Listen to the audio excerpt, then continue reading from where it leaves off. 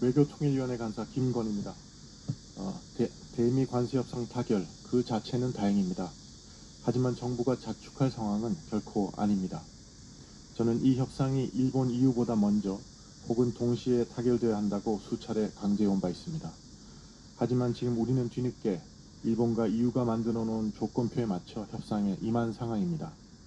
그간 안일하게 지연 전략을 유포해온 여당의 책임이 있습니다. 결과는 숫자가 말합니다.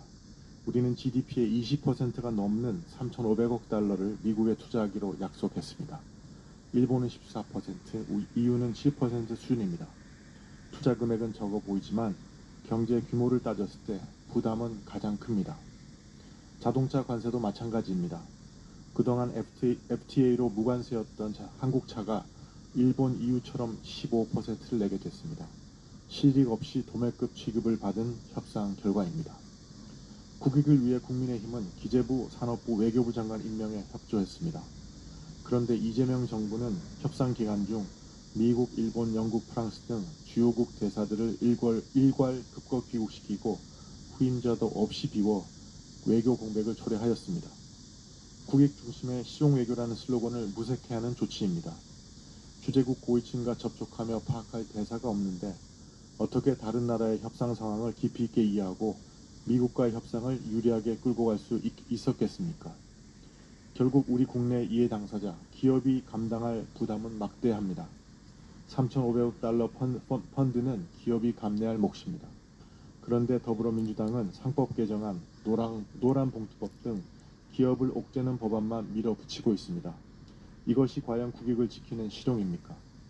관세 협상의 큰 틀은 타결되었지만 앞으로의 세부사항 협상이 더욱 중요합니다. 지금부터 후속 협상, 투자 이행, 이해 당사자 보호 대책까지 긴장의 끈을 놓지 않는 총력전을 치러야 합니다. 외교의 디테일에 강한 대한민국의 모습을 보여주기를 기대합니다.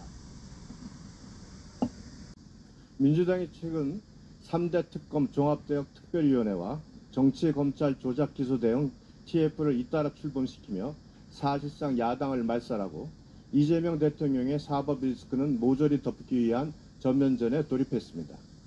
3대 특검 대응특위 위원장인 전현희 의원은 첫날 법원이 특검 영장을 계속 기각하면 내란 특별재판부 도입을 고려할 수 있다며 이춘석 법사위원장과 같은 망언을 반복했습니다. 정치검찰 조작기소 대응 TF에서는 더 노골적인 사법 개입이 벌어지고 있습니다.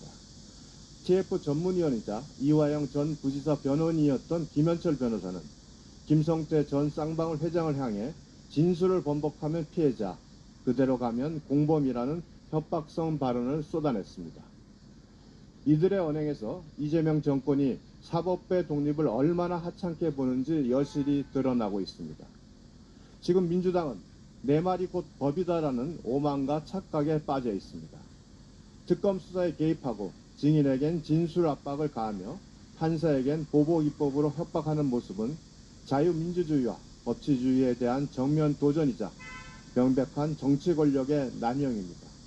민주당이 존경한다는 고 노무현 전 대통령이 2007년 당시 청와대 기자 간담회를 통해 정치권의 일가란 말을 돌려주겠습니다.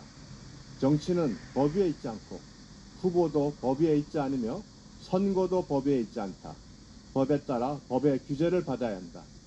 지금의 민주당은 다수의 힘자랑에 취해 삼권 분립의 정신, 법치주의를 무너뜨리고 있습니다.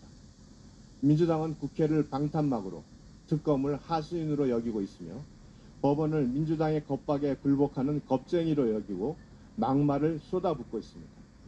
특검 수사를 방해하면 가만두지 않겠다는 공공연한 협박과 함께 제보를 특검에 넘기겠다는 포갑적 형태의 더불어민주당에 민주는 사라지고 더불어 독재만이 활개치고 있습니다.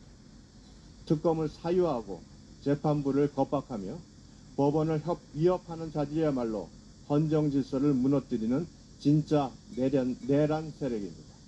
마치겠습니다.